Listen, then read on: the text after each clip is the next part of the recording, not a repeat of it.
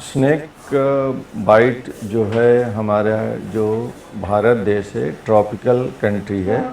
यहाँ पे बरसात के समय में बहुत सारे सांप काटे हुए पेशेंट आते हैं।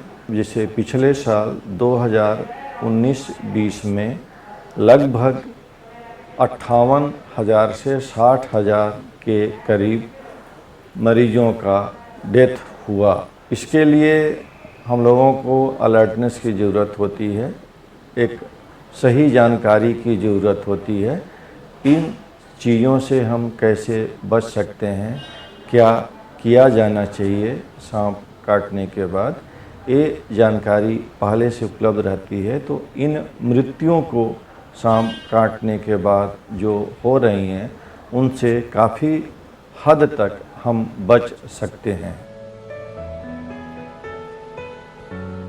पहले तो मरीज बताता है कि कुछ चीज़ काटा है, सांप जैसा है, या उसमें जो जिस जगह पे बताता है वहाँ पे 2 फैंग सांप के मिलते हैं, वहाँ पे हल्का सा ब्लड आ सकता है। वो डिपेंड करता है कि वो किस जगह पे सांप काटा है। पैर में है तो वहाँ पे हल्का सा ब्लड आ सकता है, खरोंच महसूस नहीं होगा, लेकिन हाथ वगैरह में, जांघ में काटने पे हल्की सी खरोंच भी दिख सकती है। सांप ने काटा है ये तो देखने के बाद पता चलेगा, और जहरीला है कि नहीं ये जांच करने के लिए हम मरीज का ब्लड क्लॉट टेस्ट 20 मिनट जांच कराते हैं।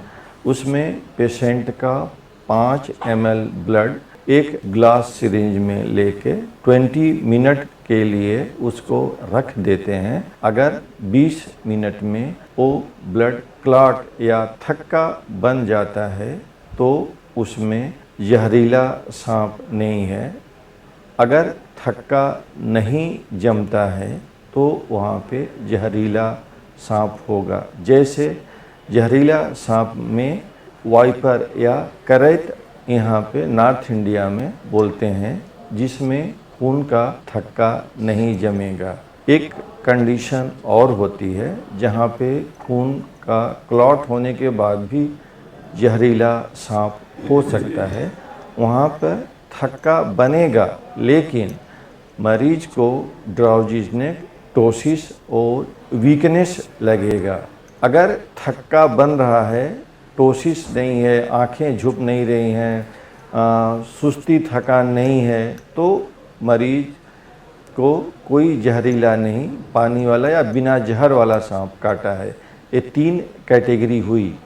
एक में ब्लड क्लॉट, थक्का, क्लॉट बनेगा नहीं बनेगा, वो जहरीला होगा, करैत बोल रहेंगे उसमें।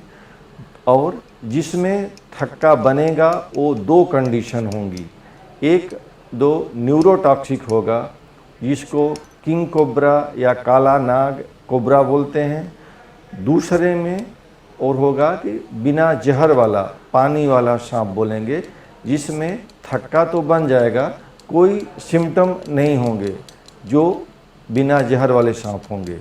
उसमें थक्का बन जाएगा और कोई सिम्टम नहीं होगा। एक कंडीशन इसमें और होती है जिसमें थक्का नहीं बनेगा, लेकिन उसमें सिम्टम आएंगे, आंखें झपकी रही होंगी और वो वीकनेस और ड्राउजी, सुस्ती महसूस होएगा।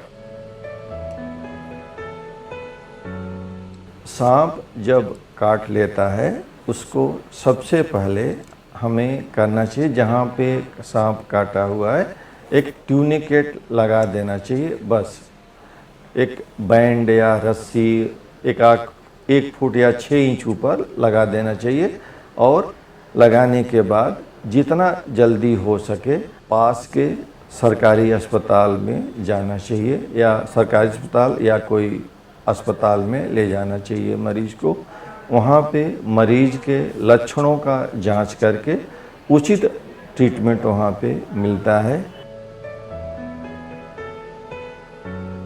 सांप के काटने का इलाज इस समय जहरीले सांपों के लिए केवल एंटी स्नेक विनम आता है, जो कि मरीज का ब्लड क्लॉट टेस्ट के हिसाब से उसको दिया जाता है।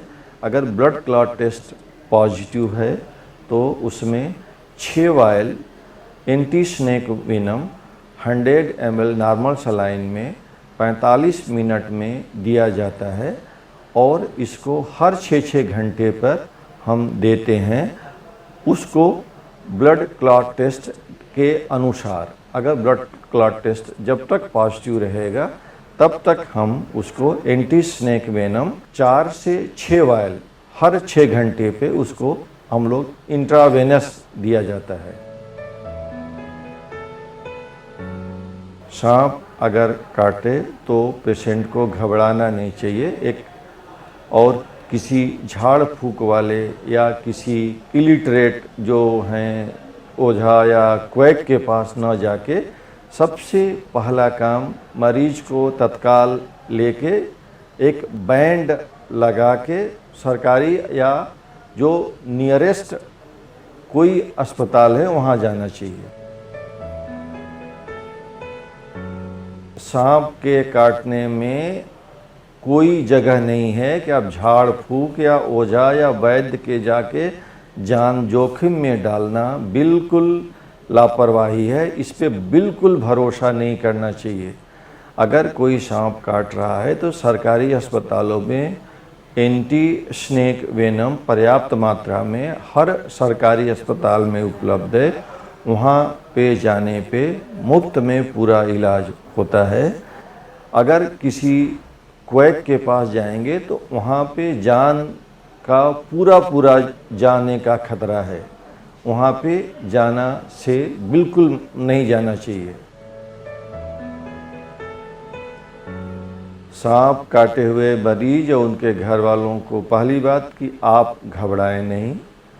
मरीज को जहाँ पे सांप काटा है उससे 6 इंच ऊपर एक बांध या रस्सी से बंधन लगा के सबसे नियरेस्ट सरकारी अस्पताल में लेके जाएं, बिना किसी देरी के। जितना जल्दी हो सके वहाँ लेके जाना चाहिए, बिना घबराए।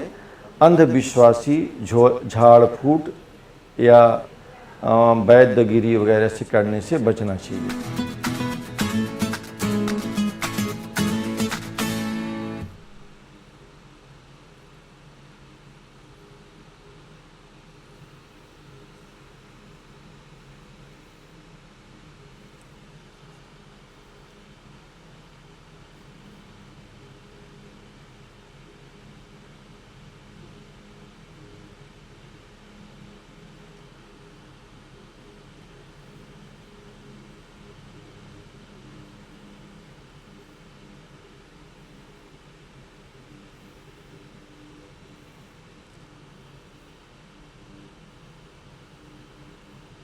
रिकॉर्डिंग हुआ।